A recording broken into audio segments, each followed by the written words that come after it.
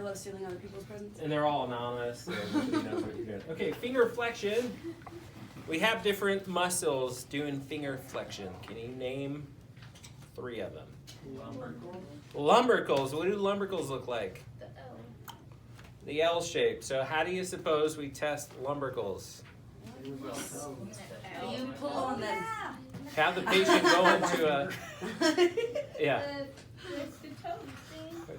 Pull my... Wait, oh. Pull my finger. Okay, yeah. Okay, so we have them get into that lumbrical position, and then you just reach across. Now, which phalanges do I pull across? The proximal phalanx. Proximal, right? Because we don't need to worry about these guys. So make sure their dips and pips are extended, and they're only flexed to the MCP. So anyway, you're just holding. You could do 2 fingers across that. Can everybody see? Just across that proximal phalanx is where you're putting your fingers across. And then you're saying, hey Jake, don't let me move you. And then I try to pull them out of that lumbrical grip. Next semester you'll learn that the lumbrical grip's really strong, so when you're holding a gait belt and you're trying to keep your patient up, and if they buckle they're gonna hit the deck, you're using a lumbrical grip underneath. You're not grasping this way. Lumbricals are a lot stronger than like profundus. Okay, all right. So, what's the other muscles? I just said one of them. Profundus. Flexor, digitorum profundus. What's the difference between superficialis and profundus? This is deeper. Deeper, and it goes all the way to the end, right? Pro ball players use their fingertips for ball control, okay? So they use their profunduses. All right, so we're doing flexion, superficialis. So lumbricals we're testing here. Superficialis, we can go to that next, that middle phalanx, okay? You're supposed to wipe out the other fingers.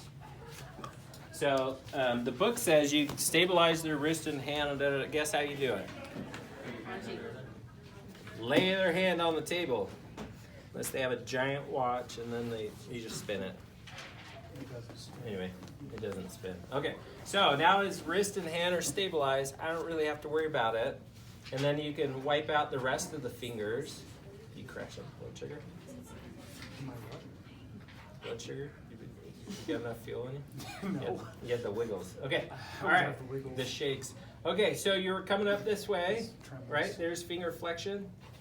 And you're just going across that middle phalanx, so you're just pulling them out of flexion. And that's for superficialis. Okay, so you're just, don't let me move you, and you just pull them against that, okay? Got it? Wait, so is that PIP flexion? Is that PIP and DIP flexion? You're just testing, because profundus flexes the dip, you're just testing at the PIP. And if you can't see, you can come over. Or you can stay there. So, anyway, so that's superficialis, and profundus goes all the way to the So that's the PIP and the DIP then? tips. So profundus, what do you suppose you do? Grab the fingertip.